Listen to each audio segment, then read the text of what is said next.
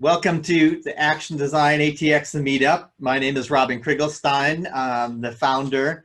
Been doing this for something like 7 years. And we are focused on the art and science of improving human behavior at scale. That's behavioral economics, gamification, behavioral science, behavioral social science, cognitive science, any variety of different disciplines, as well as a whole host of media and creative and design fields to help people design products, programs, services, policy, all these kind of different things to help make the world a better place. And we meet every fourth Monday as much as possible. We've been pretty good about it all these years. Things are more challenging on COVID, but we've been back to the fourth Monday pretty well, 6:30, 8:30 p.m. U.S. Central. Because we're virtual, we start having people coming from other parts of the country and the world. So welcome if you're not from Austin, or if you're watching this later on. And you can follow Action Design ATX on Facebook, Twitter, LinkedIn, or on the website, all different sources to see what's going on. And of course, meetup.com itself. The events are also on Facebook so that you can keep track. But the best way to keep track of events is to actually put, because it's every fourth Monday at the same time, is just put a recurring event on your calendar with a link to the meetup page. And that way you'll have the continuous reminder. So we are part of Action Design Network, which is global now, with groups in, and this is an outdated image here, that we have places like Mexico City and Sydney, Australia, and other places pending as well as we grow. The field is very, very exciting, lots of things happening, and so we're seeing chapters growing in lots of different places. If you are from somewhere else, or if you know people from elsewhere who might be interested in participating, make sure to take a look at actiondesign.org to see if there's a local city, or start one if that's of interest. There's also at actiondesign.org, you'll find a jobs board, a blog, the Action Design Radio podcast, which is excellent, really amazing folks in the field being interviewed on a regular basis on a variety of topics related to designing for behavior change. So definitely recommend checking that out. And the founder of Action Design is Stephen Wendell, who's the author of Designing for Behavior Change, which is just, its second edition just came out. In fact, mine just came in the mail. So we have pretty awesome pedigree and are very fortunate to be part of that, the whole program. Our sponsors are Capital Factory, which if you're here in Austin and involved in tech or entrepreneuring, you almost certainly know about them. Amazing, that really the center of gravity for entrepreneurs in Texas. If you see me looking over, it's because this is the screen that where I've got the presentation I'm sharing with you. And so they have been had our back since the very beginning, 7 years ago, and continuously offer a tremendous amount of resources for the meetup. So we're ever grateful for them. And also Live Neuron Labs, of which I'm the founder and CEO. We're a large-scale behavior change we're consultants on designing for large-scale behavior change for many household brands that you're probably familiar with. And so if you're working on any projects like this, feel free to let us know. We also do training and speaking, obviously, and working on certification programs. If you'd like to learn more, liveneuronlabs.com. And you can follow us on all the usual places as well, always at Live Neuron Labs as the handle. So again, my name is Robin Krigelstein. I'm the founder of Action Design ATX, the local Austin chapter. I'm the CEO of Live Neuron Labs. This is my whole life. It's been my passion and focus for as long as I can remember. For been professionally doing it for decades, and I'm an officer in the Action Design Network globally. especially helping new cities get launched and helping existing cities keep going. So, and with us tonight are our co-organizers, Alan May and Sparky Whitty. Sparky, if you want to wave, Alan, if you're on, actually, I think you might not be on, but Alan has been here almost since the beginning as well, helping make this happen. And if you are interested in helping make this happen, if you're interested in volunteering, helping with graphic design or social promotion or organizing or finding speakers or sponsors or with tech support, any of those things, please let us know at inquiries@actiondesignatx.com. If you'd like to sponsor and get your name up here, or we can reach out to we're one of the larger chapters with several thousand members locally. Or if you would like to speak or know of speakers, all of that could be directed towards inquiries. And without further ado, tonight we are really here to hear from Billy Joe, wave there, about this amazing topic. I was just so excited to hear about it, that Billy Joe's working on virtual reality versus human trafficking. So if you know anything about human trafficking, we're going to learn a little bit now, but it is one of the just sickening and heart-wrenching things happening in the world today. One of these things that you just can't believe is actually happening and at all, much less to the incredible scale and that it is. It's just really something that we should be putting a stop to. And so we're very fortunate to have incredible thinkers like Billy Joe and his team working on novel solutions to tackle this, and finding that virtual reality was an approach that was effective. So we're going to hear how he came about that tonight.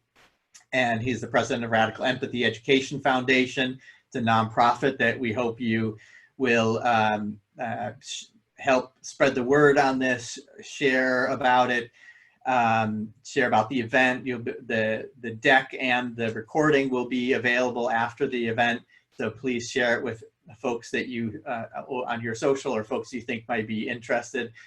They're also looking for donations and support, volunteering, introductions, places that they want to bring them in to share, to present their program, all these kinds of things. Like any nonprofit, they are going to survive on all of us recognizing that something important is going on and needs to be, they need the oxygen that we can provide. So please help them with that, and really to help the hundreds of thousands or millions of people who ultimately they're trying to help. So so this is Billy Joe Cain, Radical Empathy Foundation, and the One Generation System. He'll be describing how they came about it and how it works. And Billy Joe comes from a long career of designing and working in video games. And if anybody has followed me for very long, you know that's a source that I pull from a great deal in my design systems as well. It's just such a rich source and a nuanced source of how to apply social and behavioral techniques into actually designing something that moves people in ways that most other technology can't. So, or not can't, but hasn't figured out how to. So that gives him this rich opportunity, but he's had a pretty profound personal experience that moved a bit in the direction to want to tackle this problem. And we will just let him take the story from here. Billy Joe, thank you so much for joining us tonight. And I've unmuted your mic so you can speak, and I will stop sharing and so that you can begin sharing. So. Awesome. Well, hey, fantastic. Thank you so much. That was a wonderful introduction. And I really appreciate not only the Capital Factory, being part of what you guys are doing and also helping support this. I mean, Capital Factory has been wonderful to us. We've had a long-term relationship with them. They've been They're one of the few places in town that actually lets us keep our stuff installed all the time. So we constantly take people there for tours and give people samples of what it is that we do. And I'm a huge believer in them. So good stuff. I also wanted to kind of add a couple of things, which is that, you know, and this isn't covered in my talk, but I mean, in February, we did our last event out in California, and then COVID happened. And so that was kind of the last time we've been out putting anybody in VR anything. So when you mentioned the donations, that's really where we get our donations, and we go out in public and we show people what it is we do. We give people demonstrations. So we've been on ice, I think would probably be one way to say it, since February. We are currently looking to find a group that will help us, I would say adapt, not port, but adapt our experience so it works inside of a web browser. I've already got the plan, I've already got everything that I need, but if we can do that, let's say when, because it is going to happen, we can serve at scale students across the world. In particular, California and Florida have passed laws saying that all of their public school kids have to be educated on this, and so we can roll that out. You know, if we get there, or when we get there, we'll be able to roll that out for them. So let me oh, there was another thing I wanted to say was, you were mentioning gaming and the intersection between design and gaming, and, you know, affecting people's behavior. In gaming, we live or die based on if we can give the player what it is, or give them what it is that they want, and they know how to get to it. So a lot of our success can be measured by, can you get the player to do something that you want them to do? And so you have to make them want to do that. And the simplest way to think about it is, can you get somebody to click on a button, ? And then can you get them to click on the button that's going to make you money? And so these are the type of things that we do all the time. So I took a lot of my experience with that particular, I guess, user experience, and brought it into what we're doing now. So I'm trying to encapsulate everything that I've ever done and putting it into one ginormous bucket. So if it's okay, I'm going to go ahead and start this presentation. And I want you to know that it's totally okay to ask questions. And I believe that Robin's going to try to be monitoring the chat. And every so often, I'm going to have like official hard stops, and we'll answer some questions or just discuss. There is a lot to go through, and I'm going to do the best I can to make it not totally insane and go through every little line of dialogue. But let's just see how things go. So as we were saying, you know, radical empathy, we're here to end human trafficking. And every time I do a talk like this, the very first thing I want to start with is, here we go. All right. So when you talk about human trafficking, there are a lot of different topics that are associated with it, and they're all part of the same problem. So if these things are triggering for you, just don't worry. This happens to a whole bunch of people. When I started learning more about this thing, it took me forever. I mean, I could only do like 30 minutes of a movie or a biography or a documentary. So this is intense stuff. So we're going to talk a little bit about human trafficking. Involved in that is violence, abuse, whether it's emotional or physical, divorce, or abandonment issues, physical abuse. I guess I kind of got abuse in there twice. It's that serious. If you need to take a break at any point in time, just go right ahead and do that. Don't worry about it for a second. So our mission is to end human trafficking in one generation. And we believe that we can do that like Mothers Against Drunk Driving. If you have enough people that are super activated to make a difference, they can actually do it. And so I think we've seen an enormous change in drunk driving within my lifetime.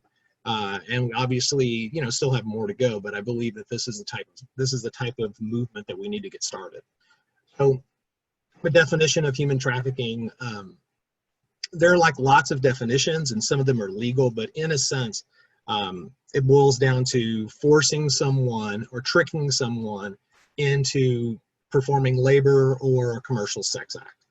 And that short definition is from Homeland Security. And I'll kind of give you guys a couple of examples and types of human trafficking that you may not think about. So in America, 48 of our states allow you to marry a young girl or a young boy under 18. Some lower than others, and that's kind of a surprise. People don't think about that.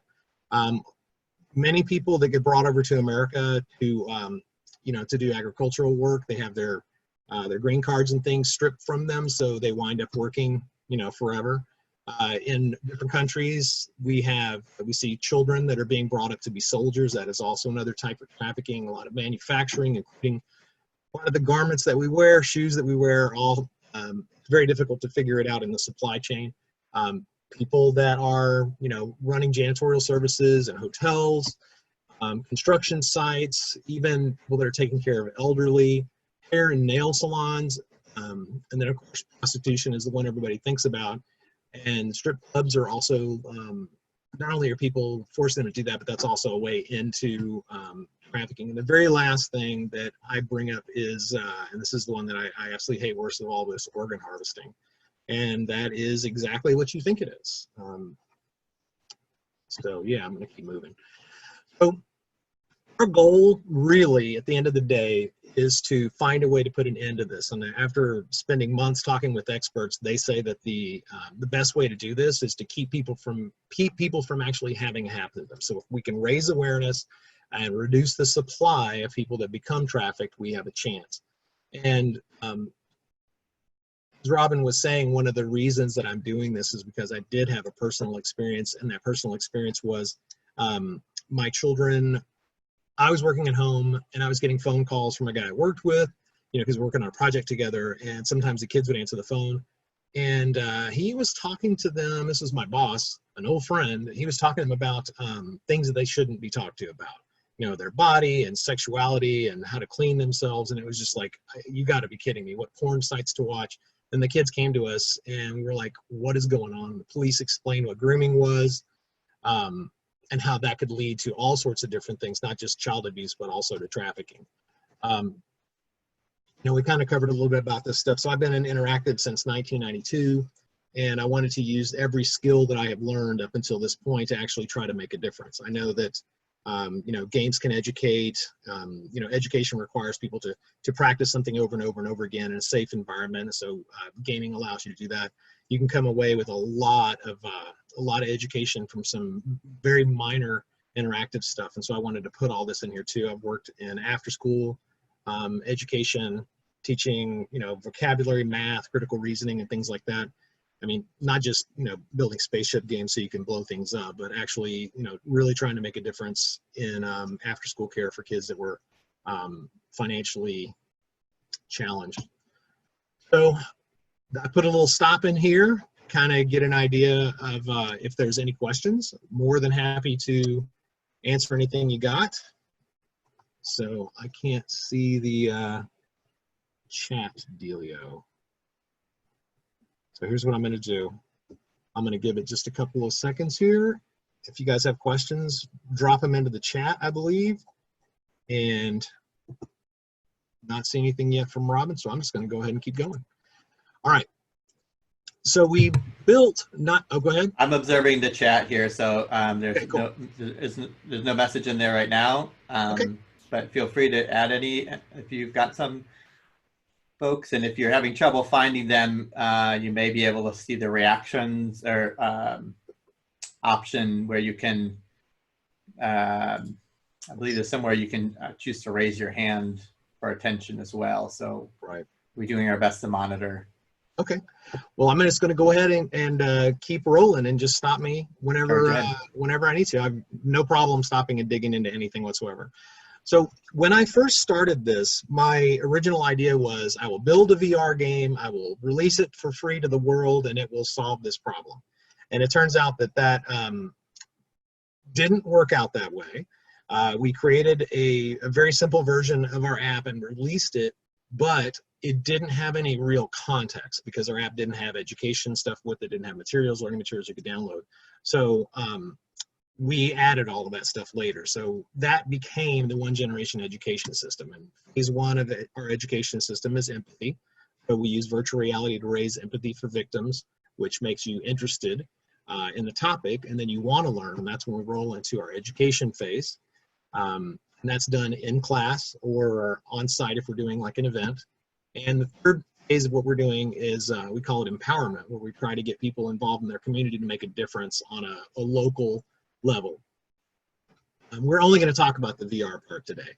The way that our system works is we license our software for, on an annual basis, and then you get all any free updates, anything that we do, you get it. And then if people decide they want to hire us to come out and do on-site awareness trainings, we can do that as well. So how was all of this stuff made? All right, well, I knew that we were going to need to do something immersive. And so I spent a bunch of time learning about virtual reality.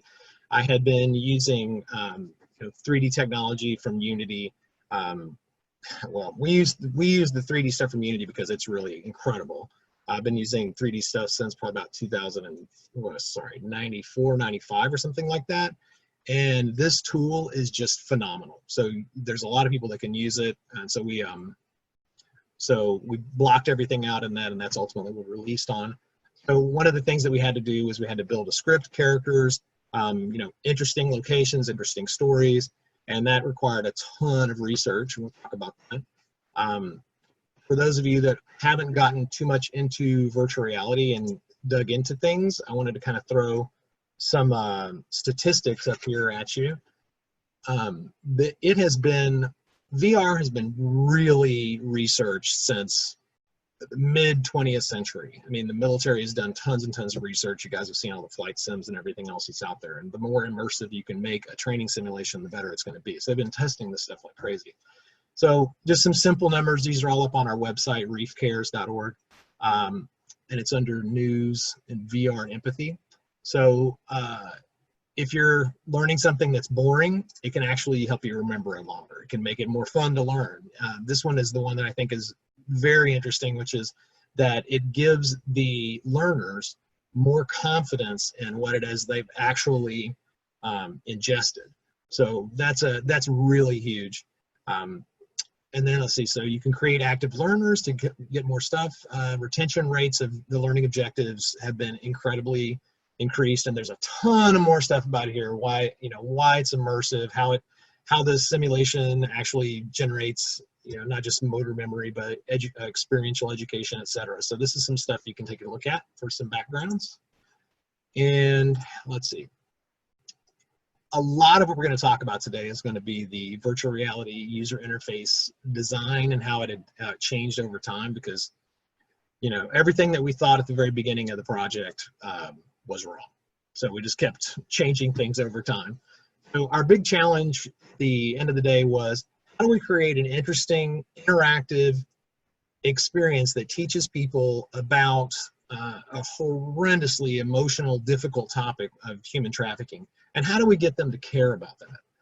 So over the course of 2 years, we created 8 different releases of our app. Some of them were just, we're going to build a little lab and we're going to see how people, move their arms around and stuff. And the other ones were the actual final builds. But there were 8 major revisions, and I have some video and some shots and discussions about different ones. But every time we would take the app out in public and use it for regular human beings out in the world instead of us, we found out that a lot of our assumptions were just dead wrong. We'll talk a little bit about that. And so it's kind of the whole, we had this great idea of letting everybody be as interactive as they possibly want to be with every little thing. And it turned out that was not the best way to build this thing. So we had to widen or broaden our accessibility, and that meant to get rid of a lot of those features that we thought were really going to be cool. This is a video that will kind of give you an idea of what our product is like now, and how it can be used. And I wanted to spend a little time with this because I didn't know if anybody had a chance to take a look at it. So I'm going to let the video roll.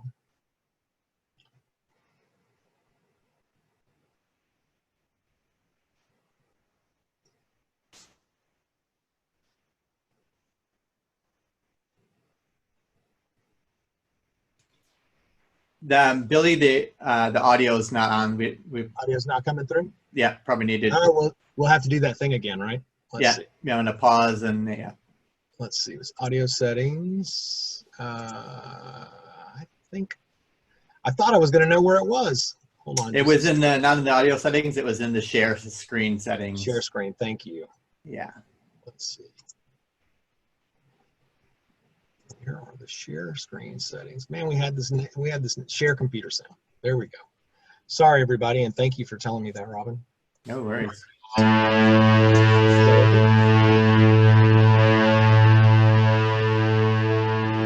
I think that we're in denial a lot of times because we don't want to believe that it could be our child.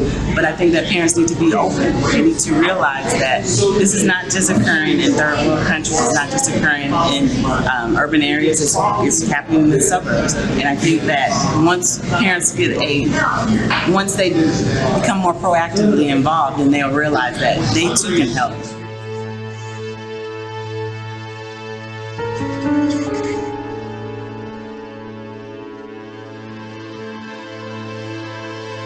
Very real, it's very typical from what I see on a daily basis when investigating human trafficking incidents. So it was very real. That she wasn't getting along at home is one indication. The fact that she was online with this man that started buying her things, clothing, it's very accurate. It's on point on how they meet their victims online. It's on point with how they groom them in the initial meetings, where they find some type of avenue and where they can seek, or the victim may be seeking some type of attention that they're not getting at home, and they target that area, and then they go from there, and then it turns into the vicious cycle of the control, manipulation, and the coercion.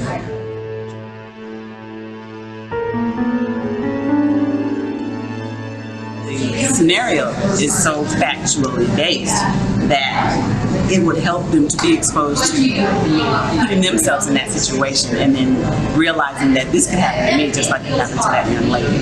They find it hard to get out of life. Like she said, I can't go out the window, I can't go out the door because he beats me. And even though they're not shackled, they're not chained up, the chains are in their minds because they've been conditioned over and over again, either by the beating or the not being able to eat or sleep, and that causes the trauma.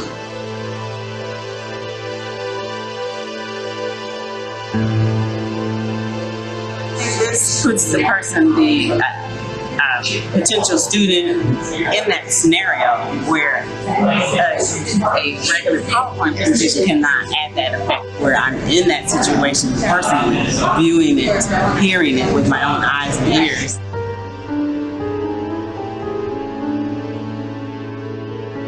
Schools, definitely, businesses, employers, anyone, everyone in society can benefit from this, definitely. Because that's what the problem is that we all have to work together in order to fight this human trafficking issue, because it's huge, it's phenomenal. And not one law enforcement alone can't do it, community can't do it by themselves, parents can't do it by themselves. It takes a collective effort from all of us to work together in order to solve the problem.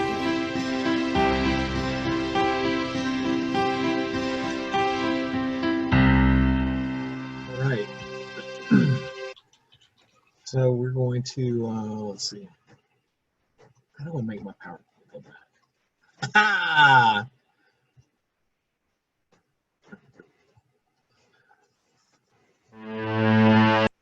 So I thought I would go ahead and take a break here. I mean, she brings up a heck of a lot of issues.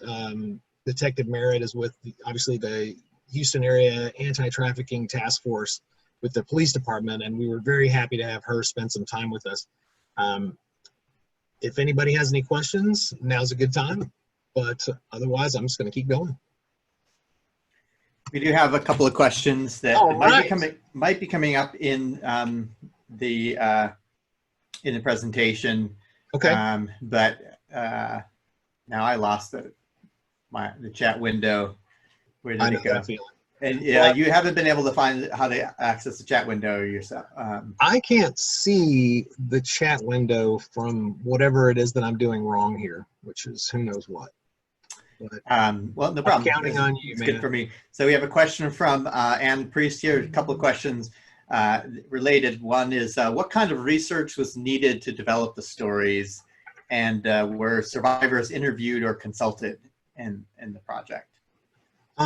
Okay, so the short answer is I spent a year of my life while we were working on the interactive part of the game.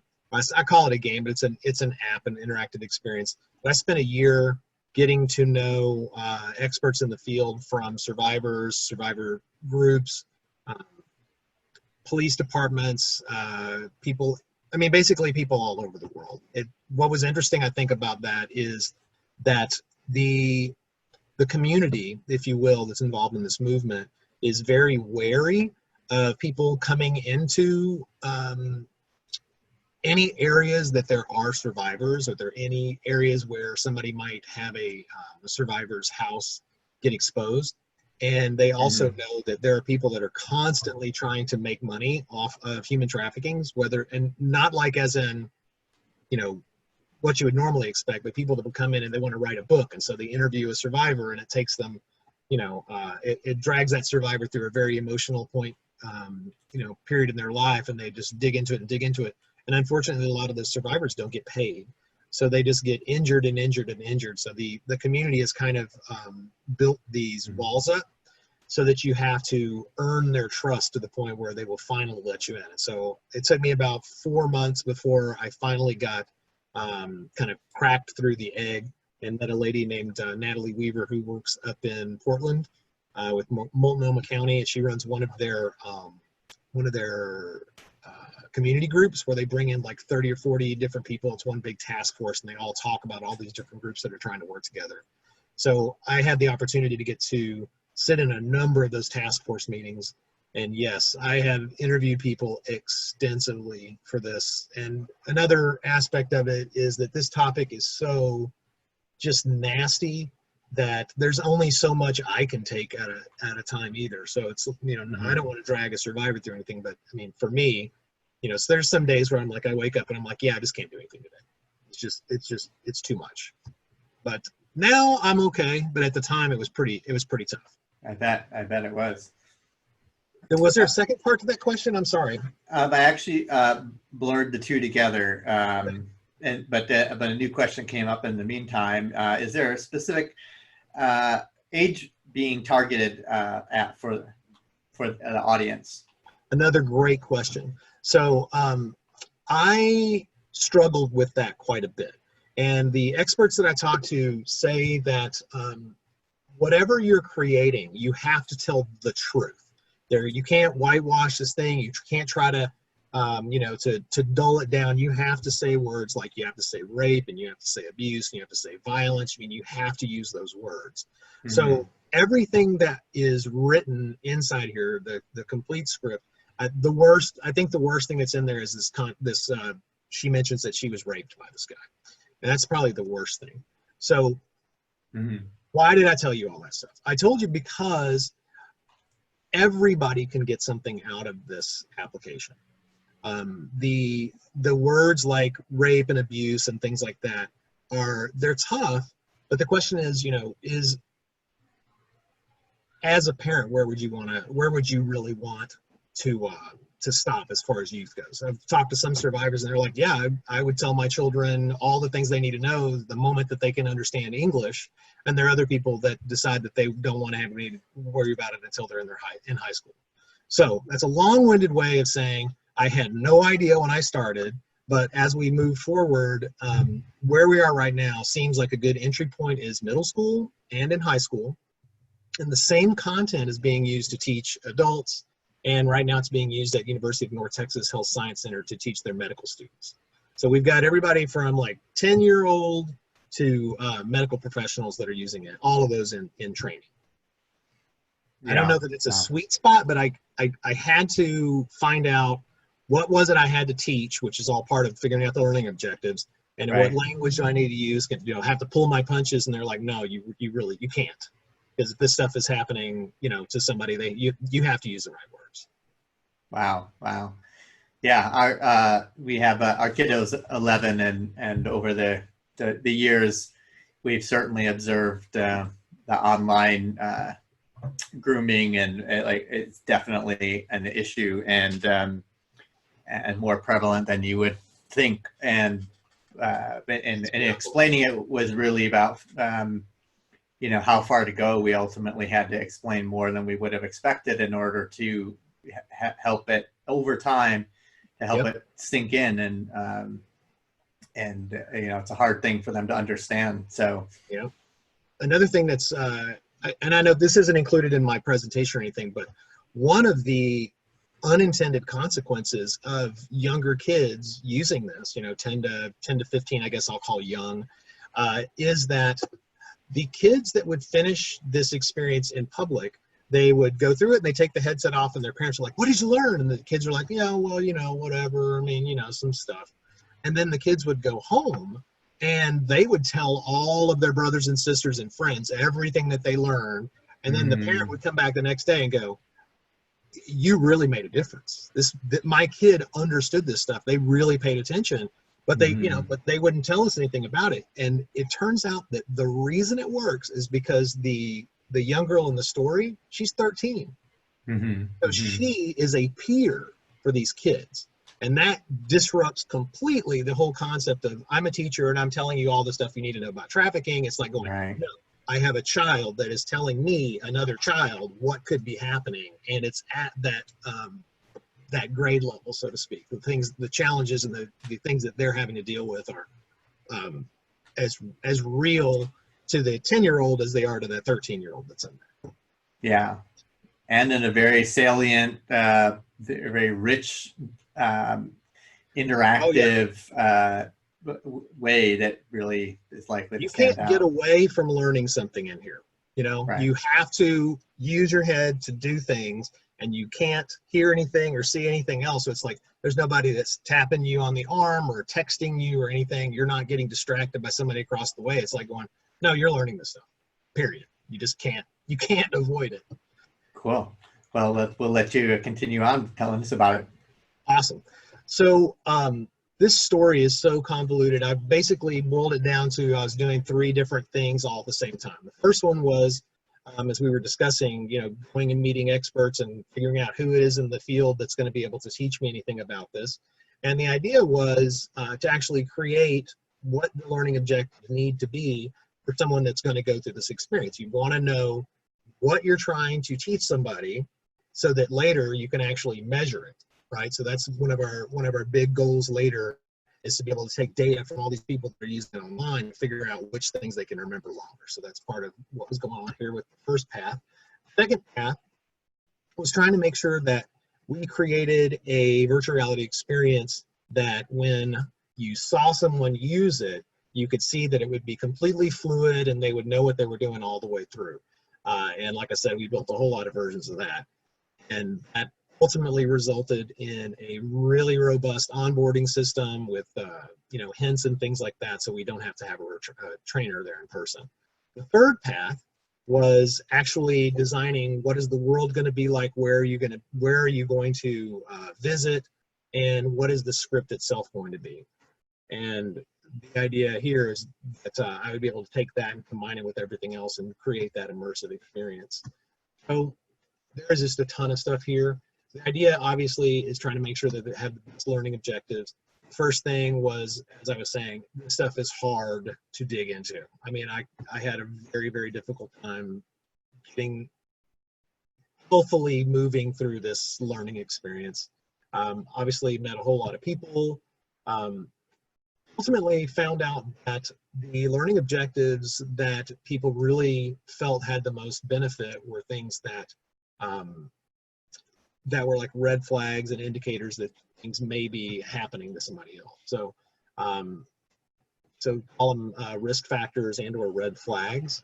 And if you go, and of course, like we're saying, I'll give you guys this deck, and this deck actually takes you to our website. In this particular case, talks a little bit about what human trafficking is, what are some of these red flags, what to do. Natalie gave me some stuff that people can download. And let's see, so you can read all sorts about all these different types of indicators, whether it's about money, how you feel, what kind of work you're doing. It's pretty intense stuff, but that's what we had to teach people. So we wound up having to figure out which of those were the most important and would be able to leave the biggest impact on somebody. Some of these risk factors are going to be anything from homelessness to being in the child care system. I think I'm going to say 60%, but I think it's even higher than that. But the number of people that have been trafficked that report things like going through the foster care system is insane. I think the foster care system, people are saying it's like 60% of kids that were trafficked reported that they had been part of the foster care system, just as an example of some of these risk factors. Doesn't mean everybody does by any stretch. Same thing with red flag. Yeah, it's nasty. Homelessness. I mean, I could go on, trust me. But yeah, the foster care system is no offense to everybody that's in there, whoever's working to make it awesome, they're heroes, but as it is right now, it's a very, very scary place. And I highly recommend people think about how they can make the foster care system better, because it's a mess. So some red flags: not carrying identification with you. Some people say if a girl's not carrying a purse or anything like that, if they're at a mall with an older person or an older man in particular, these are signs that they are being taken out, and maybe for their only time during the week that they get to leave, or if they're there just trying to steal other children. Let's see. All right. So the thing that I really got out of this, I got to sit with a group of police that were in Portland that were doing kind of I guess in a way it was a sting, but they would put an ad up on online, and it would say that they had, they were a young girl that was looking for company, etc. And man, those texts just started coming in like it was nobody's business. Then I found out that a lot of what's really happening is these Johns that are trying to connect with these young children, a percentage of them are recidivists. They're going to do this forever. Like it's like 75% of people that start going to prostitutes or raping children, or whatever the words are that we would prefer to use in this particular case. They're recidivists, and there's 20% or so that you can actually intercept and get them to realize, oh my gosh, these people aren't choosing to do this. 14-year-old girl is not choosing to sell her body. Something is going on that's causing that to happen. So they call it the illusion of choice.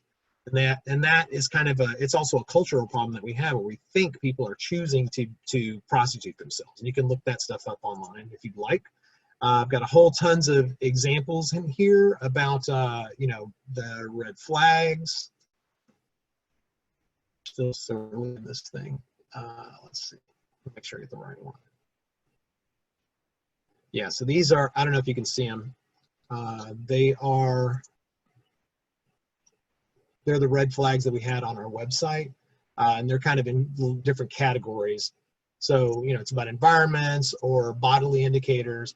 And so when we were going through the script, we had to figure out, okay, well, we're not going to show we're not going to show the young girl, so we can't show tattoos, but we can talk about, whether she stopped attending school, is she not in control of her own money, and a lot of that stuff rolled right into the script. Let's see, so more of those things. I think I have just the actual script itself. Should have been more descriptive. Okay, so this is kind of an example. So these are the lines of dialogue that are in the script, and then this category, this column here talks about, how is this the type of thing that would raise awareness of this actual problem. So I have one line of dialogue I was going to play for you guys. So like the one that's yellow. Hope you can hear it. Lumpy found me online when I was feeling down about myself. He was so nice to me, and he would give me really expensive gifts. Things I could never afford. It made me feel really special. So you're starting to hear her voice, and you're starting to hear the psychological manipulation that's happening to her, and that's all falls back under grooming. So, this is that happening constantly. It will beat you down. Then the last thing I was trying to do is figure out where's the locations of the characters. Okay, any questions yet? Tons more stuff to go through, and I'm more than happy to stop anytime. Right, feel free to add them into the chat if you got them, guys. Yeah. Let's see. So second path, after I'm doing my research, the second path is working on the user experience. Like I said, we did a whole bunch of different versions to try to create the most immersive user experience that we possibly could. I spent so much time playing hundreds of virtual reality games to try to get an idea of what do they use for their interface. You know, do they use controllers? Do they, you know, do you use what they call a gaze control, where you just look at things with your eyes, did everything. And my assessment really is that because VR is such a new mode or a way to communicate with people, we really don't know much about anything having to do with it yet. Most people kind of think as in, I've got a 360 mouse and I point in a direction and that mouse will do anything over there. Well, no, in VR, you're actually in 3D space. So reaching into the screen is almost a requirement. So I had to look at all those different things. And so we tried to pick and choose different things, you know, that would work. So we focused on what we needed. And there's another thing, if you're doing VR development, you know, everybody says, oh, I need testers. Well, the only good person that can function as a tester is someone that's never, ever used VR. So we used a lot of our public events, like going to South by Southwest, the Classic Game Festival, and every place else, kind of as giant testing pools. So we would watch and see what it was that worked and what didn't work. So here were the things we really wanted to accomplish. So these are like our user stories. So that the user can actually easily figure out where they are in space. They can actually travel through the space easily, and they can interact with objects in the world easily. And then, of course, the highest end stuff is you're taught interactivity inside the experience. So you have a tutorial, hint system, you know, onboarding, etc.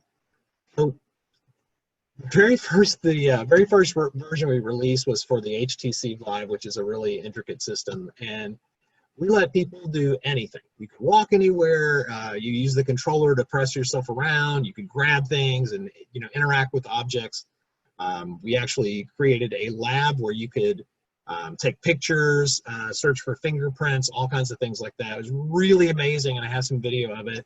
But ultimately, it turned out that we found that there were way too many people that had no computer experience. So you're already having this challenge of putting a headset on them. And then you hand them two controllers, and it's like, no, that ain't gonna work. So the first thing I learned was that people love throwing things. Oh my gosh, if you can let them pick something up, the first thing they do is see how far they can throw it. So that didn't have anything to do with human trafficking, but that was exactly, you know, the takeaway that I needed to have was like, okay, if that's what people are gonna do, how am I gonna deal with that? That became part of our thought process.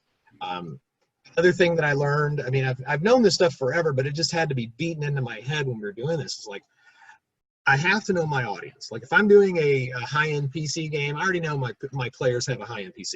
I get that stuff. But I'm talking about, I need to be able to take this into anywhere, put it on somebody's head, and then leave them alone completely. So what that means is I have to expect that my level of tech experience is I've never touched a computer. And that became our immediate goal. You know, again, controllers, they don't understand it. They don't have any fun. But then after we had done a couple of versions of that, we got rid of the controls altogether. And that meant that you have somebody put the headset on, and then they would be able to look around and you would see on the monitor what it was they were seeing, and we would have to give them tips. I'm like, oh, go over here, turn left, whatever, you know, thinking that was, you know, the way to do it. And I know it was a huge waste of time, but anyway, let's see. So during this year, which was all of 2018, or most of 2018, no, it was all of 2018, we used the product out in public and watched people and made notes and made notes and made notes. And finally, we did another one. We'll do that in a second. So after watching people use this stuff, having to have a trainer stand there the whole time is ridiculous. Another thing that you find out about users is people tend to want the action to come to them. You put a headset on them and they stand right here. And if you can convince them to turn around, that's great, but they don't necessarily look up or down. So that's just people. I mean, I know, believe me, I give it to a gamer, and a gamer's like they've already done everything and unloaded the thing and loaded up some new application, but regular people don't seem to have that. The choice we made to get rid of the controllers and go with gaze control was really brought out because any type of friction that was between the user and what they wanted was just causing problems. So the idea was, let's just dump it and let them select those things. And that lack of an interface that they had to mess with their hands and do any thinking, because it is so natural to turn and look at something, was amazing. Their immersion level just dramatically went up. And here's something I was shocked with. We put subtitles in, so as you're playing, you can actually read along with it. But oh my gosh, people loved subtitles. So there's an object that you saw, like the computer that's there. So you select the computer, and then it starts playing the audio, but it puts this text on screen, and that had an amazing effect on people. If we turned that off, they just started wandering all around. But if we had the subtitles on all the time, they would focus on the object, they'd focus on the words, they learn things better. And an added bonus was that their parents could be watching on a monitor while they were using it, and they could actually read what it was that their child was hearing. That was really cool. So a couple of points of clarification. One, we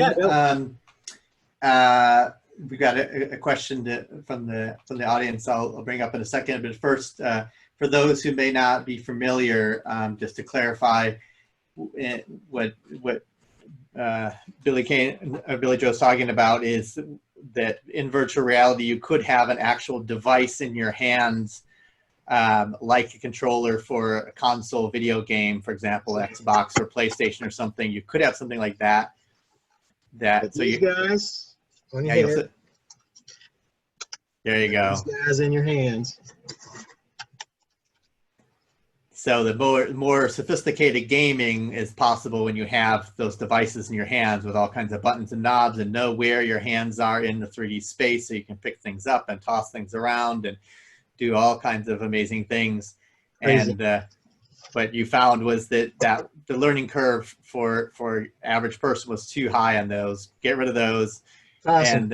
And the gaze tracking then is basically having a cursor where your eyes are looking, and by looking at something, that triggers it to activate. Absolutely. Right? Yeah, and so the trick is, how do you make it so that it is as fluid as possible for someone to be able to access this content? And yeah, definitely getting rid of those controllers was an enormous thing. So that was the HTC. This is the very first system that we used that has a giant cable that goes to a very expensive computer with a high-end graphics card. And we're gonna go to the next thing and find out what was going on the Oculus Quest. So after, then the one question that came from the chat was that clarifying, is the role that you play in the game the role of someone who's being groomed, or is already being trafficked, or more of an observer? It's a great question. So this is one of those things where the experience is that you're going through her house, her neighborhood, and the places that she is, and she's telling you, or that she was, and she's telling you her story. So some people see it as, hey, I'm a detective and I'm gathering clues. Some people see it as, well, I am that girl. Some people have different, other different thoughts about it. But for me, the idea was, you're the detective and you're going through her world and she's telling you stories. It's like you're kind of picking up clues. So it's kind of, I don't really know how to answer that question, because there's not a solid answer. The idea is that she's telling you her story and you're the one that's making that happen. So sometimes my wife will say, when she's talking to somebody, it's like, yes, you're a detective and you're collecting clues so you can understand what happened to this young girl. And that makes sense. But some people are like, I am the girl. Does that make sense? Because it's like, if I let them decide, that's what matters. I don't tell them what it is. If they ask, I'm like, yeah, you're going to find clues and find out what happened to this young girl. It does. It's kind of like it speaks to the complexity of the neuroscience around storytelling anyway, and game play, and that when you are the difference between the observer and the participant is often non-existent. It's big time blurred in this case. Yeah. Absolutely. And this isn't covered in the talk, but we made a conscious decision to not let the player see the girl. Her name's Lisa. So you don't see Lisa, you never do. Even though you go into a bathroom where she was, the mirror is empty. And it's like, why is it empty? It's like, because I don't want to make you think about that one person. I want you to be thinking about it for yourself. Like, Yeah. how is this affecting me? And it's really weird, the people that actually make comment about that. I've always been surprised to hear that, they're like, why can't I see myself? I'm like, I don't know. Why do you think? And then they'll go on and wax poetic for 20 minutes about, wow, I hadn't thought about why I didn't see myself. But for me, it was A, budget, and B, it made a heck of a lot of sense after all the learning that I did. It's like going, you don't want to, I don't want to say objectify. That's not the right word, but you want the user to internalize this emotional experience instead of say it happened to that person right there. That kind of takes it away from you. And so that's been one of the really interesting things that I've gotten out of this, is that people have their own opinion about the way it really is. I don't know if I answered the question. I hope I didn't avoid it. I wasn't trying to. You did. I mean, the answer is it's complex, and I think there are a variety of reasons why that is the case. And the mirror question of it's one of the quick psychological defenses people have against crime or bad things happening is like, that won't happen to me, and it's a different type of person that happens to. I'm too wealthy, too this, the wrong that, but whatever, I'm protected in this way and that way, and you don't want them to be able to draw false conclusions like that, because it's happening to everybody. That's right. Or every group. We have another question that you might just say is gonna come up in the presentation as we go, but you mentioned usability issues and solutions. How did you, and this is coming from Sparky, the previous question was from Shalia. 2 questions were from her, so thank you, Shalia, for those. So from Sparky Whitty, our organizer here, how did you test and improve what knowledge, beliefs, and behaviors people were actually retaining? Tough one. Well, the plan is to be gathering all of that with pre-test and post-test, and then going back 6 months later and seeing what people can recall. So all of that stuff is written up. I've got the plan and all that stuff. But for the time being, we just had to, we had to just do an assessment on our own, and we would ask people when they were done, what do you recall? What did you get out of it? We had some tests that we'd ask people about before and afterwards, but we haven't done anything super comprehensive. Most of it is kind of, there's no other way to say it. It's been a gut feeling. We're like, did this point get across, to anyone? We're like, okay, well, we believe that it's there.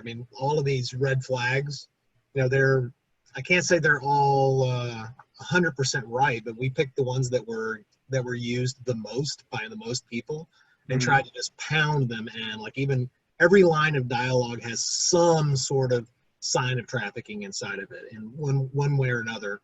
And so if it turns out that, people don't remember, let's say, learning objective 5, it's like, I'm going to go back and I'm just going to change that stuff. Like we were talking about earlier, it's like, how do I get somebody to click on something? How do I get them to remember it? Well, I've measured it. They're not remembering it. Well, then I'll just go back and change it. Everything, this is essentially an interactive project you can change anything on. So if we can measure it, we can manage it. Right. Yeah. Yeah. Another question coming in that from Shalia about how long is the entire experience? It's a topic so sensitive. Do you find a certain duration works better versus another? That's a wonderful question. So it is interactive, and kind of just give you the mechanics of it. The user has to activate 17 different clues. So as you go through the world, each one of these objects, like, there's a cell phone, for example. So they have their cell phone sitting on a table, and you can walk up to that cell phone and you can listen to one audio cue from it to kind of understand that, well, most people are thinking, why doesn't she just call home? She's got a cell phone, right? And so when she goes up to the phone, and when you click on that phone, essentially by looking at it, you activate it, it tells you, it's like, man, I wish I could use my phone for good stuff, but I have to take pictures of myself. I advertise myself online. I have this phone so that my boyfriend, which is what she calls her pimp, can text her and tell her where she's supposed to be and when she's supposed to be places. And she can't make a call to anybody because of these invisible chains that were sort of mentioned by Lieutenant Merritt. So they're scared to do anything. So the things that you and I look at, this is something I think is super psychologically fascinating. We look at a phone, we see freedom. She looks at a phone, she sees chains and being beaten. So Wow. everything in her world is totally different than what we see. Wow. They generally refer to it as the life or the game. And we, because we're not in the life, we are squares. So there's like the square world and it's their world. So Wow. our objects to us look totally different to them, to the pimps and to the people that are being victimized. Wow. Yeah. Oh, so to answer your question, 15 minutes is a good sweet spot. But because a user might be more interested in one particular thing, like you might listen to all 5 or 7 of the audio cues that are on the phone, that could take longer. And the thing that's important about giving people the ability to make those choices is when a user has agency, they're in charge, right? You're not giving them this linear, you have to learn A and then B and then C. It's like we'll let you go into a room and there's like some lipstick and there's some, a book on the table, there's some food and a window that goes outside, and you may have a blind spot in your life about the mindset about makeup, for example. So like when we see somebody that's being prostituted, we're like, oh yeah, they've got on heels and hose and they look nice and everything and they got all this makeup on, whatever. But when you're a 12-year-old girl that's being pushed out on the street, makeup doesn't mean the same thing to you as it does to me. You're 12 years old, you're being dressed up and set up so that you look like you're 21, or the other way. So it's like makeup to somebody that's in the life is totally different. So when you're in our experience, that's the type of stuff you may be more interested in or less interested in. There's condoms in there, and she talks a lot about STDs and getting pregnant, what might happen if that's the case. You may already know all that stuff, so you just skip past it and go to the psychologically, more difficult stuff. Or you may go, oh, I'm not touching that anymore. I don't want to know anything more about makeup or any of that stuff. So people decide how long they want to spend in there. Mm-hmm. Mm-hmm. We don't have a timer. We don't force anybody. There's no check marks or anything that tells you what you have to do. They can spend as much time as they want. Okay. Great. Very useful. Question. Cool. Thanks. So after we got off of this crazy HTC Vive version where we had to stand there and basically give people tips, we started on building for the Oculus Quest, which is a totally self-contained headset that essentially has a phone brain inside of it, and it does all of the 6 degrees of freedom, which means that the game or the hardware knows where it is in space, so you can turn around and move toward things. This is an amazing piece of electronics. And we made our build for that so that we could serve 75 students at the University of Texas in like an hour. No, sorry, University of North Texas in like an hour. So we bought 40 headsets for them, cranked everybody through it. Super happy with it. They were too. And so that version exists because we spent that whole year going through the HTC Vive version and watching everyone make every mistake that they possibly could over and over and over again. And every time you'd watch them make that, they would make a decision different than you, not a mistake, but they would make a decision different than you. And you'd be like, it just gets you in the heart every time. You're like, oh no, okay, they can't figure that out. So anyway, we fixed all that stuff in here. We added a new onboarding system, which would take about maybe 10 to 30 seconds for a user to kind of get used to. And then we put a hint system inside of there, which eliminated all that. So my daughter, who does a lot of work with me, she's 21 now, she said, Dad, AI took my job. I don't have a job anymore. I'm like, oh no, you still got a job. And so going through that year of watching these users and understanding the level of pain and the lack of enjoyment that they had in certain times, it was just basically I just had this enormous list. So that really helped me make sure I didn't mess that stuff up again. And again, my big goal was like, how do I make non-computer users do this? And so far, we've had a number of, I'm getting older or whatever, and I know people hate saying old, but I had a lady who was 84, never used a computer, put this thing on her, she finished the whole thing. She spent 20 minutes in there because she wanted to do each and every little thing there was. And I'm I'm really happy with it. And it could have never happened if it hadn't been for this Oculus Quest thing. This thing is crazy awesome. But yeah, it took a lot of time to get to the point where you could actually leave people alone. And I'll show you some of the design work that I did on the movement and things like that. Oh yeah, here it is. Yeah, movement, new breadcrumb movement system. All right. I think I'm going to keep going. Yeah, and keep then going. Stop me.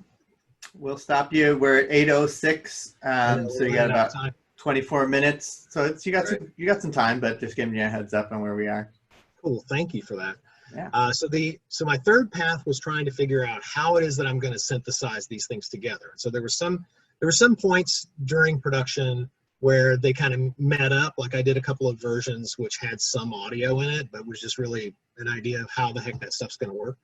The idea of getting the synthesis going was, how do I actually get the final build and the design for this final experience, and how do I write a final script? So once we had gotten rid of all these controllers and things like that, where you would think that, you know, lifting something up and being part of it was going to be really cool and fun and different, it's like all of a sudden I was like, no, we've got to focus on the script, the psychological aspects of this thing, and focus on how do we get people to remember these things longer. So we talked a little bit about the storyline being interactive. I could go on and on and on about that, but if you think about gaming, there's like a main plot line that you go from, let's say, mission A, B, C, and D, and all of those stories are linear, but within each one of those missions, if you will, there may be things that you can do in different order. So the very beginning of the experience tells a little story, then you have some choices, then something happens, which is always going to happen, and then you have some more choices, and on like that. So that way I can tell a linear story with a lot of interactivity, and a user doesn't even realize that they just went through an incredibly interactive experience because it was just customized to them. Wanted to pick locations that the activity, or that everybody would, you always want to have interesting locations, and you want to have them make sense to the story and to the people. So I tried to create something that was kind of the opposite of what you would expect. Like a lot of people come up to me and they're like, I don't know, man, I don't want to go into some grungy place with drugs everywhere. And I'm like going, yeah, that's not how it happens. That's people don't do it like that and make a lot of money. They have to take care of their product. And so they actually have people that live in really nice condominiums, or they may be being trafficked out of their home. So we created 4 different locations. One is the outside of the young girl's suburbs. Then we have her bedroom, which that's where you learn how she actually got to the point where she left to be with this guy. So it's kind of like the flashback. Then you have the condo where she's being kept. And let's see. I think sorry about my brain here. There's the beforehand, there's the outside and suburbs during the day, then there's the condo, then you go to the bedroom, then back the kid bedroom, back to the condo, and then back out to the suburbs. So sorry about that. But even in with those locations, they all have sub-locations. Yeah, you would never expect that this is happening in a suburb. I really am not super happy that I chose a little white girl. I would have preferred to have had choices of different races and different risk factors and different risk areas. But this is what we wound up with, and I'm prepared to do other versions. But the idea is I want people to understand this can happen to anyone.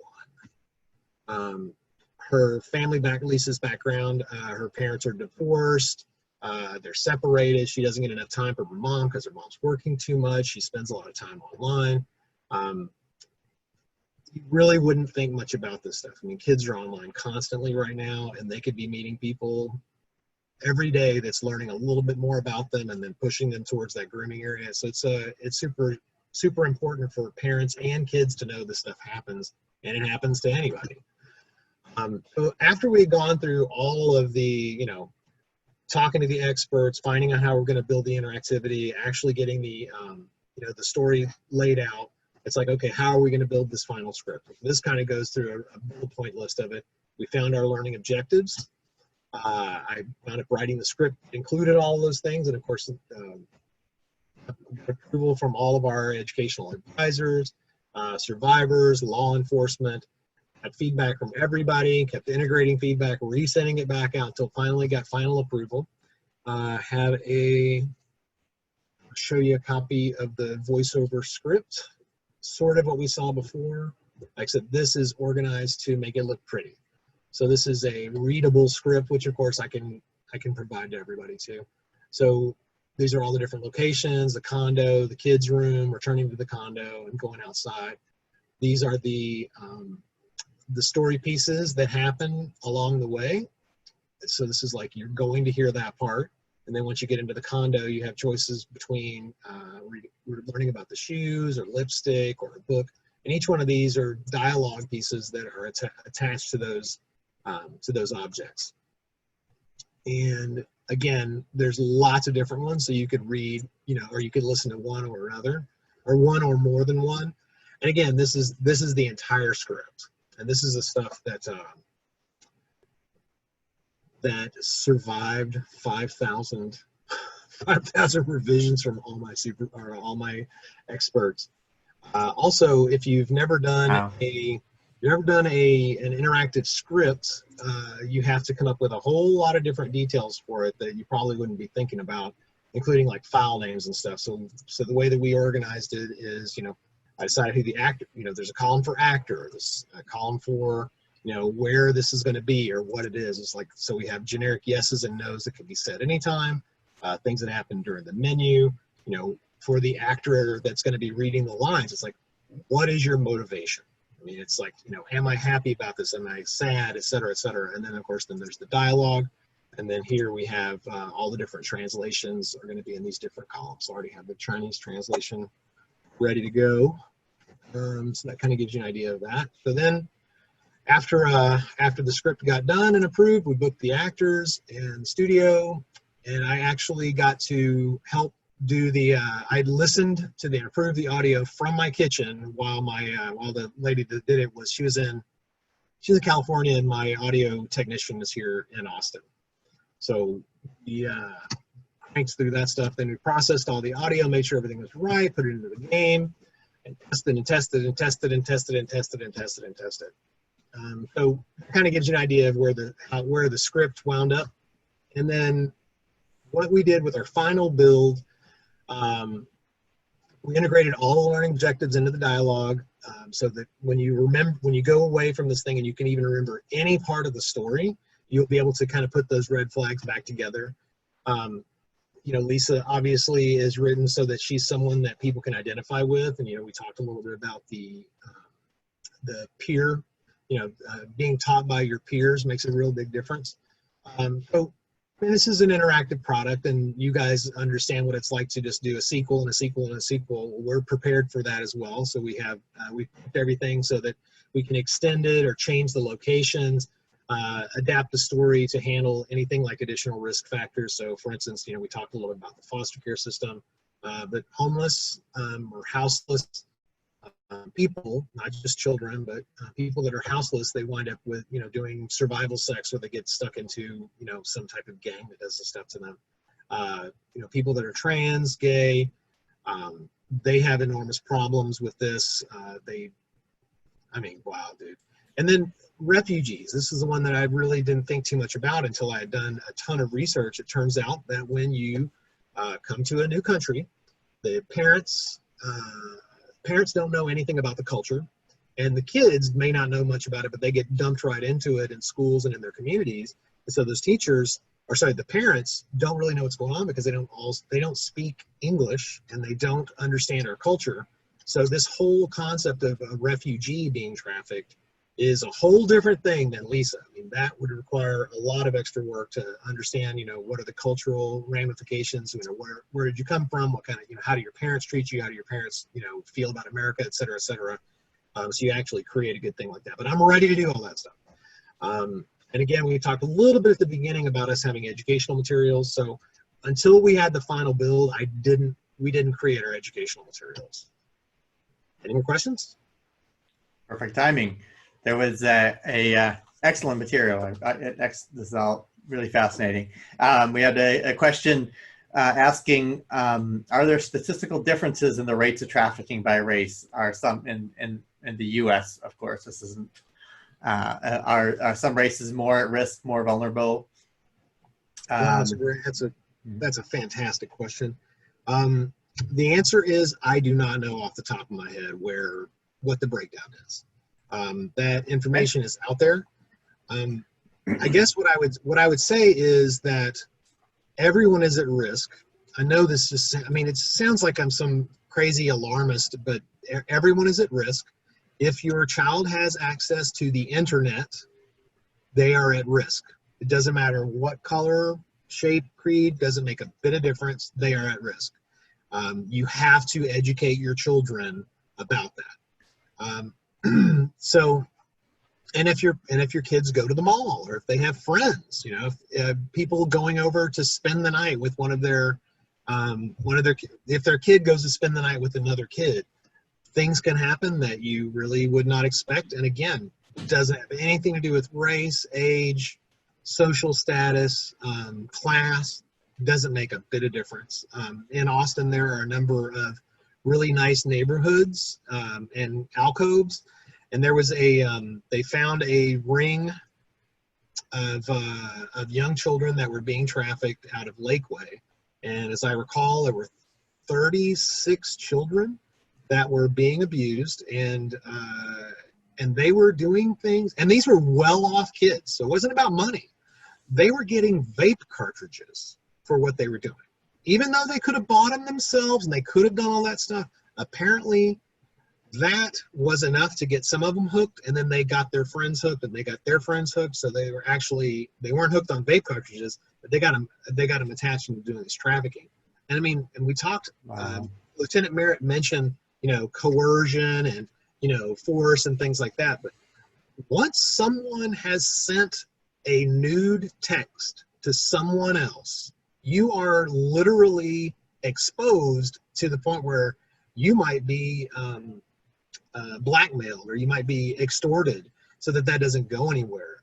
And you know, anybody can send a sext or a nasty picture to, you know, one of their friends or boyfriends or whatever, but all of a sudden that gets held over your head. So these are the kind of things that are actually happening. Another very important thing to mention that is not talked about a lot in public at all is that these kids that are stuck in this situation, and, you know, and abuse situations, it doesn't have to be trafficking, they are killing themselves. There is a massive suicide problem with teenagers, not just high schoolers, but teenagers. They're killing themselves because they can't get out of this. This is happening in AISD. It's happening everywhere. Austin Independent School District is happening everywhere. And I know these things because I speak to the school resource officers and to the police that are at the schools, and they tell me that the parents don't want this information to be out there, so they won't let it be public. So these things are happening in a vacuum. So I don't know what you can do about all that stuff.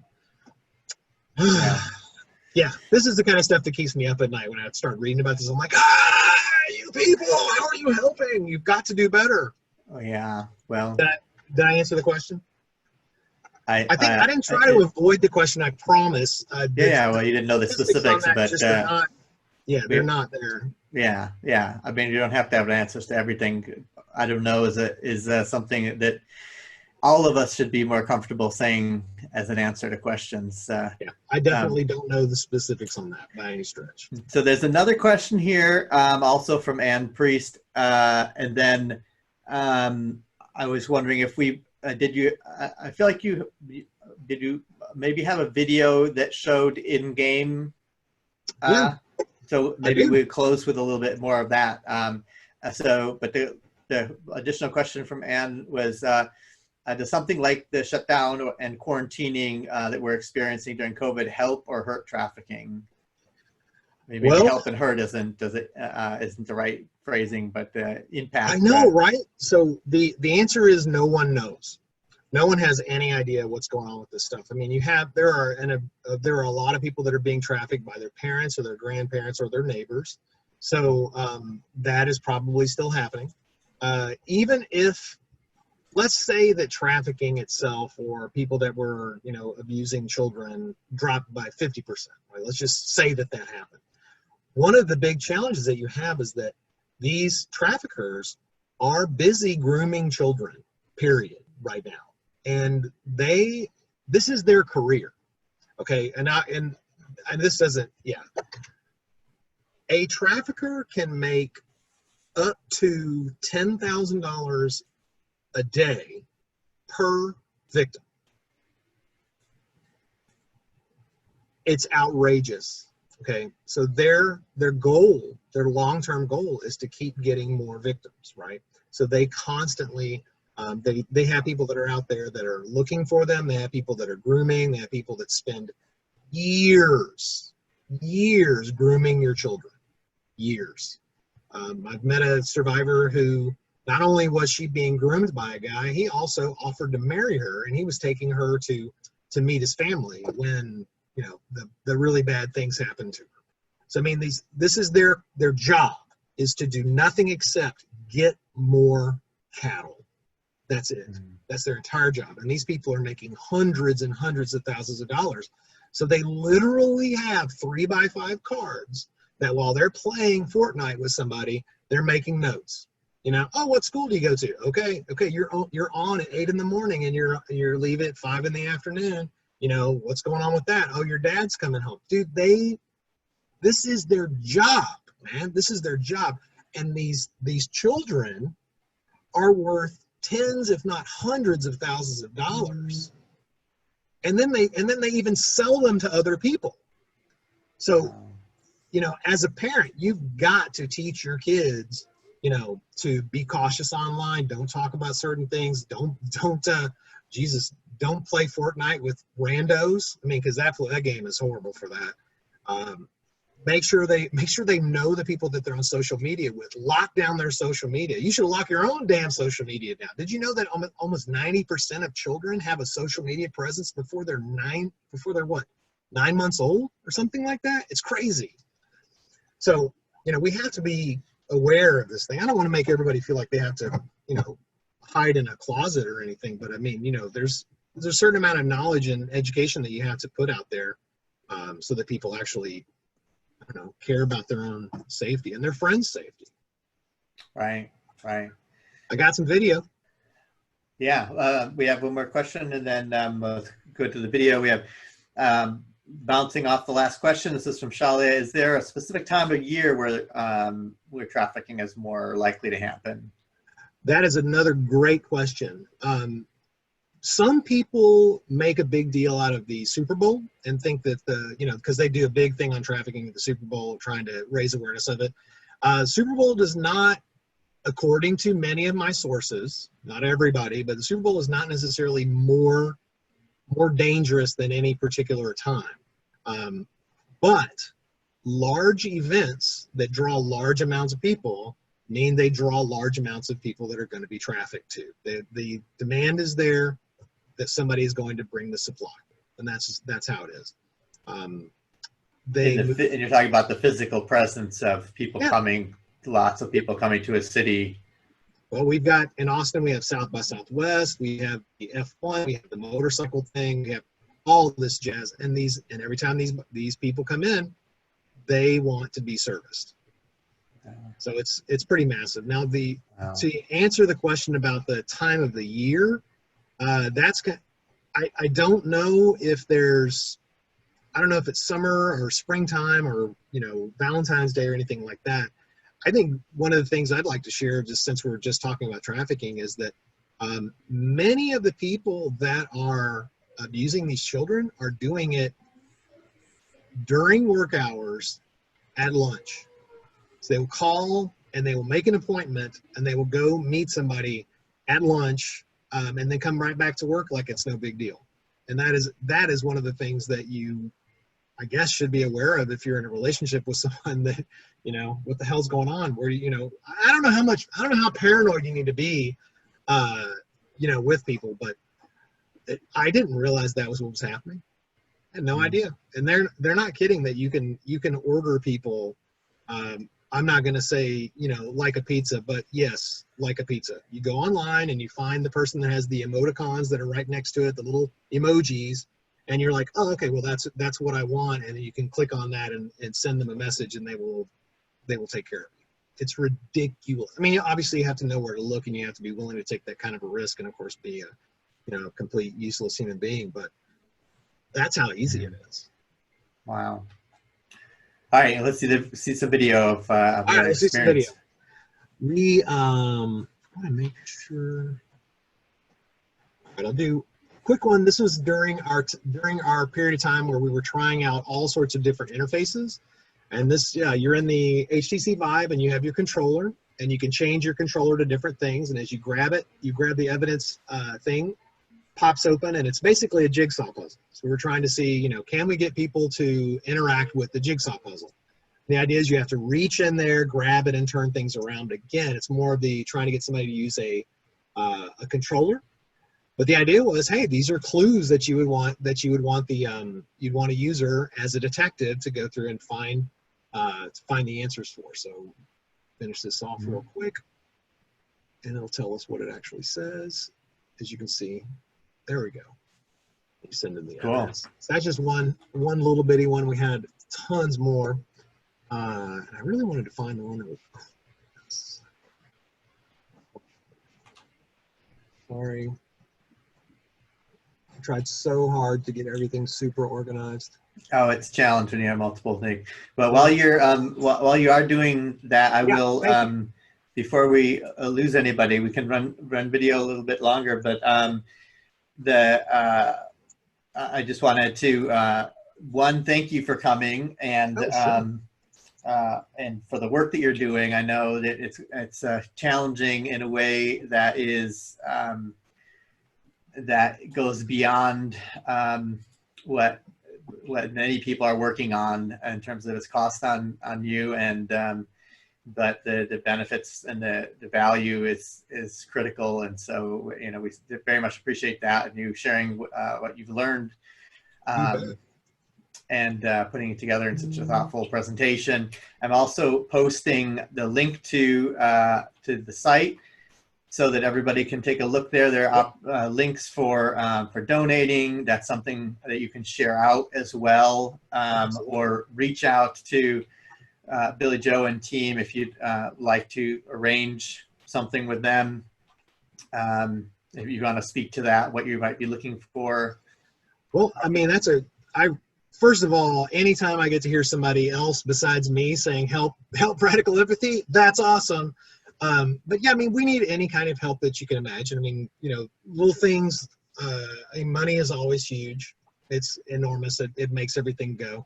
We have a Patreon where we, you know, send out a newsletter to people that pay a certain amount of money every month. You know, just a few dollars a month makes an enormous difference to us. We're super small. And again, we're on hiatus, so everything we're doing right now is like, I'm planning for the online version and making sure that I know what I'm going to do. But yeah, we're looking for corporate sponsors. We're looking for people that are interested in supporting other schools, like, you know, high schools or middle schools that really need to get this type of education. They need support to get it. I mean, I can't do this stuff for free. And I want to make sure that while I have everybody here, instead of writing this stuff down, when you get a license to our product, you get everything while your license is active. So like our group that we have in California, they have our HTC Vive version. Their license is still active, so they're getting the Quest version as well. So they'll get the online version when that comes out too. And as far as I'm concerned, at this point in time, unless there's a reason, I really don't care how many people wind up using this thing. So we don't worry about a per seat license right now. It's like, look, your school or your group gets it on a per campus basis, and you can keep it forever. You just won't get, you can have the software forever and the educational stuff forever, but you won't get updates unless you're a current licensor. I mean, this is important stuff. I got to get it out there. Yeah, no, definitely. Shali is asking, I think that you kind of answered it, but just to be really clear, where can I download the game? I have an Oculus Quest and would love to play it. That is a great question. I do not let this out of my hot little hands right now. And there's a number of reasons. Number one, like I mentioned this earlier, I really want to just give this away. I do. Sure. The problem with giving it away right now is that without context and without somebody that's involved in the education process, you may cause more harm than solve. So there's a whole bunch of reasons for all that stuff. But basically, this is, I don't want to say it's a loaded gun, but it's definitely something that you want to have an expert be ready to answer questions and be able to give you the right information that you need to have, which is why we really like to have a live instructor if at all possible, so they can answer those questions immediately. Some people, they hear a few red flags of trafficking and they go run around and tell everybody that they're all being trafficked. And God forbid that they know somebody that's being trafficked and they wind up and tell somebody or tell the wrong person and somebody winds up dead. I have a friend whose husband worked at a casino, and he came home one day and announced that there are 9 Russian prostitutes that are on the boat, and I'm going to rescue them. And she called me up and she was like, I need to have somebody talk sense into my husband.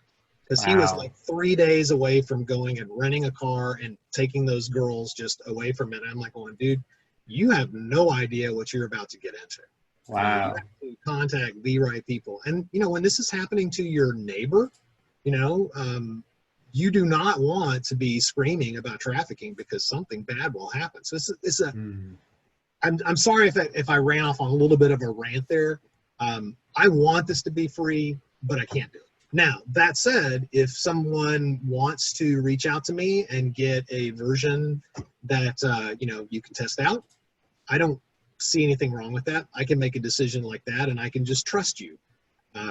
So, but just don't give it away. Now, the only way you can load our application on Oculus Quest is you have to use this thing called SideQuest, which basically allows you to load something that's not on the Oculus Quest store. It's a giant pain in the ass, but once you've done it, you know, it's easy peasy. So let me show you the, I'm sorry, excuse me, I didn't mean to interrupt. No, go for it. Yeah, no, I'm gonna go for the video, and this is going to be a monocular, like one eye version of what's going on in our Quest build. Right. So it's not going to look like it's, you know, in stereo. So this was our solution for trying to get someone to understand that you look at something. Look at your selection and then hold until the circle completes. So also you'll notice that the little red dot starts putting a little yellow. Launching Trapped. Let me do that one more time. VR. Oh, come on. Your audio is much, when you speak, it's much quieter than the video, so it's basically you are not able to talk over it.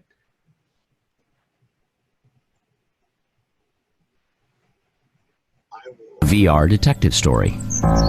So the thing to notice as a user is the red dot moves with your head, and the yellow cube is still in front of you. It's sitting still, and so when you move the red dot, it's moving your head. And when people are not directly looking at that thing, we put a little, I call it a Tinkerbell, a little sparkly. So the sparkly always points towards what we want you to look at. We want you to look at anything that's yellow. It starts off with freedom. I remember what it feels like. Being outside and just playing in the yard was so cool. Having a whole day to myself was something I used to expect, and now I can't even imagine it happening again.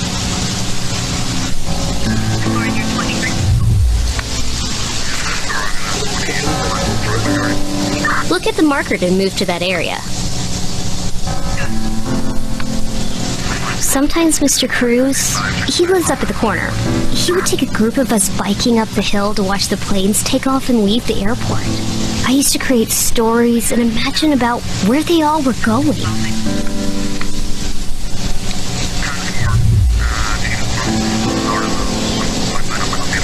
Our neighborhood is just like so many others. The school is a few blocks away and have just about everything here.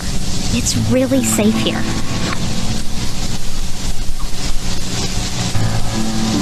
So you can kind of tell that we're trying to build the mood and kind of say some lines? Mine is one story out of millions, each unique in their own way. My story? Yesterday was a really bad day. It started with the rain. We'll go back to yesterday together.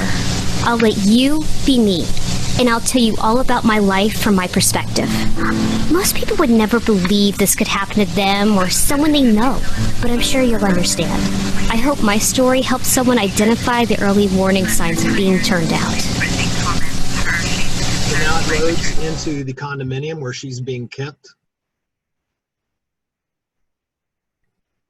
Welcome to my world. I live in the city, but no one sees me. I can't tell anyone about my situation, but surely someone can see I need help. I feel invisible. I miss my family terribly, but my so-called boyfriend, Lumpy, said he'd hurt them if I try to leave. He likes to be called Lumpy because of the lumps of cash he keeps in his pockets. How did I end up a prisoner? So after that dialogue has happened, now you're in the totally interactive area, and there's a book in front of you, some lipstick. I try to read, but I never have enough time to just relax. Plus, Lumpy says I put things away wrong because I'm so stupid. I don't want to upset him. Mama never let me wear lipstick. About places I'll never see. The exotic lands. Sometimes I care for all these books about places I'll never see. Sometimes I carefully take out the World Atlas and read about all the exotic lands across the world I wanted. Lumpy gave me this phone. I wanted to call Mama so bad, but he knows where she... Now I can only leave to go on a date with a John. I'm sick of the lot. I can't eat right now. So we kind of burned through this as a sample, but let's see, I'll show you what it's like in her room. The music is different, so there's a different mood. At first, not much changed. I was still seeing Daddy every weekend. But later, he stopped coming. Lumpy became my boyfriend after we met online about a year ago. It goes on and on and on. Eventually, you go back to the condo, find some more stuff.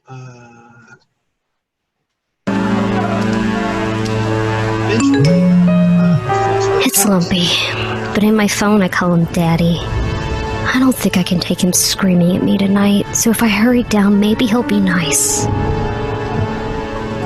My date... You notice what's happening with those yellow... It starts off as a yellow cube. I wish I could scan this thing better. Not raining. Freedom seems so far away. I'm trapped here. But everything that we want the player to do is yellow. We want them to move to yellow locations. We want them to click on the yellow cubes. And what winds up happening is after they've had the chance to do all that stuff, the cubes turn gray or they disappear if they're expended. And that's one of the things that's really unique about our interface. We do the same thing with movement. So like if you've moved somewhere and you've exhausted everything you can do in that area, the actual movement teleporter disappears. So you can't mess it up. We've had tons of good feedback on that. All right. Yeah, really amazing. Now, I'm running out of time, I'm absolutely sure, because I can just go forever. Were there any other questions floating out there? Well, we don't have any queued up. We can pause for a minute and see. Cool. You've got a good number of people still hanging on, even though we're past time. So that means That's awesome. I found it pretty interesting. So great. That was really helpful to see some of the gameplay. Really fascinating. I was going to show you just a tiny bit of the setup stuff that we were talking about.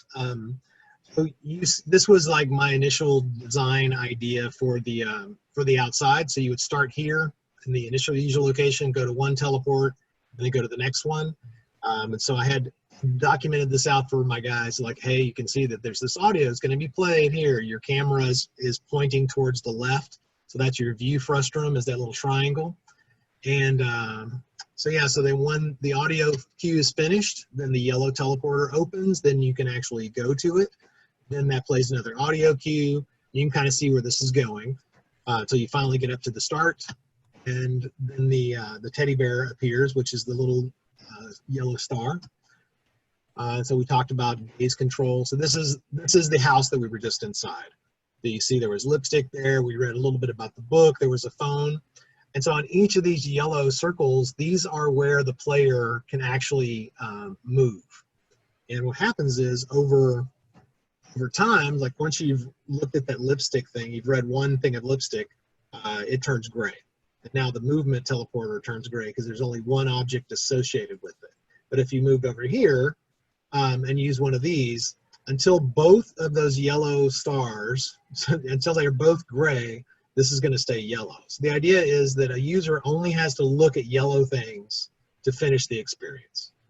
It's really, and once nice. once you've done all the lipstick, it goes away. This goes on to, I have like tons and tons and tons of details about how all this stuff actually happens and how the gates has to work. That was the effort right there, was like the what's the right word I want to use for it? It was the thing that took the longest, was to figure out how the heck we're going to get people to move around in the world in a way that makes sense to them and doesn't require anybody to stand over their shoulder and tap. Go to the left, look up, no, a little more up, no, a little to the left. There's crazy talk. Yeah, well, it's fascinating and shows looks like you land on a good solution there. I set everybody so that you can unmute yourself if you want to ask questions verbally or just have discussion. Maybe we'll go another 10 minutes and then call it evening so that we can all continue to think about what we've learned tonight. And man, I know I went through a lot of stuff, and I know this topic is just it's a lot for everybody to take. I want to put out there to anybody that's sitting there on a question, there are no bad questions. I promise you will not hurt my feelings. I have been doing game design for so long that I don't have any ego about it anymore. I don't think my answers are right or wrong. I think I have ideas and answers. I put it out there and I watch what happens with the user. It really does sometimes feel like when you put it out there and you watch somebody not figure it out, it feels like somebody is stabbing you in your face or in your back or your chest, or turning screws on you because you're like, I made some bad assumptions, or this user did things that no one could have expected. I mean, man, if anybody's going to screw up your game, it's people. As soon as they start using it, it's over with. But it's really, really hard to, you put your baby out there and, and you're like, okay, guys, let's come play this thing. And then you stand there and watch people and you're like, I failed. So you have to decouple your emotions from that work. And it was a lot. I spent a lot of time having to be chill. So if you got any questions at all, questions about why we designed something a certain way, how much time got wasted on it, anything you want to know, I'll tell you. anything else? Any folks have questions? Want to feel free to unmute yourself. So while they're chewing on that, I'll tell you one thing to take away. One thing that I learned as a designer, and I learned it the hard way. So in the game industry, you go through what they call hardware revisions or hardware cycles. So like when the Super Nintendo came out, it had 4 to 6 years of life, so to speak, and that's kind of a hardware cycle. So when you first get a hold of a piece of hardware, even before it comes out in the marketplace, you try to figure out what it is about that, what it makes that hardware unique and cool, and you want to make a product that takes advantage of all those features. So like one example might be like if you've seen a Game Boy, it has a microphone on it and you can talk and it can hear you. Well, that one game had a candle that you could actually blow into the microphone and it would blow out the candle. So that is a really cool, unique use of a piece of hardware and a feature that it has. So, I mean, I've been through hardware cycle after hardware cycle, and I've watched. It's like somebody says, hey, this game system's coming out. It's got this feature. So when I started getting into VR, I was like, okay, what can VR do? And you start finding out all the stuff. I mean, it messes with people psychologically. You know, I mean, you're imprinting a memory directly into somebody's mind. I mean, my version of that world that I was in is exactly the same as yours. So we have a shared experience with a completely solitary product. Yeah. It's crazy. So it is. I spent a lot of time learning the psychology of this stuff. One of my advisors is he's a programmer, but he talks like a neuroscientist whenever he starts talking about virtual reality. So I've picked up a lot of that stuff, and so I really wanted to use VR for the best it could be. And now you have this really cool headset that's on its own, and the next things that are coming up are like eye tracking, right? So you'll have something inside of the headset that can see where your eyes are looking, and that's going to be just outrageous. And it works for if you're a programmer. One of the things that's good about having eye tracking is that you want to have things in focus around where you're actually looking, right? And then things kind of fade off, right? And when you watch a video game like on a big screen, it's like everything is super crisp. Well, if you can get to the point where you feathered out those edges, it's going to give you an incredible sense of place, and it's also going to make things better for the game because, hey, guess what? You draw less polygons when you're blurring stuff out. Right. So it's like so you have this marriage of psychology, usability, and technical improvements because you're adding all these new cool things. I mean, this thing has a microphone on it. I could talk into it. I could have it where it actually transcribes the text like you have talk to Alexa in your headset. I mean, these things are crazy. Yeah. It's only going to get better. And the training aspects of this, and I know you know this, Robin, but the numbers that are out there on the results of VR are crazy. I mean, like I saw a program that somebody was doing dental surgery. So they had taken somebody's skull and done a sonogram of it. And so what they were doing, and then this guy had a really messed up jaw. So the idea was, how do you train somebody to make those cuts in that jaw reconnected together and put it back in that person's face, right? With all the mandibles done correctly. Right. And apparently the only way you can really train to do that is in real life. There's not a lot you can do. So now they have it in VR, and the success rates are just crazy. I mean, I don't even want to go into what I recall those numbers being, but they were dramatic. And you can practice it over and over and over. Right. And getting that muscle memory, and you understand that depth. Like we're talking about reaching into the camera, right? So you're understanding how to actually do that surgery. I mean, it's crazy. Not just picking up a box and putting it on a thing. It's like I've taught them how to do that in VR. Now they go and do it in person. Like, this is some real amazing things. It's changing the world. VR education is nuts. Yeah. I'm convinced. Yeah, absolutely. Anybody? I'm looking for unmuted mics here to see if there's a question. And it looks like Adam was great. Looks like we might be at the top of the evening for people's brains. So, and it's because you provided so much amazing stuff for us. So thank you. I got some people saying great talks and thanks and things as in private chats as they were leaving. So once again, thank you so much, Billy Cain. Everyone who's still left, please share out and support any way you can. I am honored. Thank you so much for having me. Absolutely. Again, phone number's there because you can call it. I am one of those old school people that actually answers the phone. He has a phone number, people. So emails don't tend to always get read as quickly as Robin already knows, but phone calls get answered. Yes, sure. And also, reach out if we're doing these things every fourth Monday, most of the year. So feel free to, put it on your calendar and follow us, watch what's happening on Meetup, but also on Twitter, Facebook, LinkedIn. And we look forward to seeing you. Please share with your friends and seeing you next month, everybody. So thank you. Take care, everyone. Bye, everybody. Thank you so much. Thank you.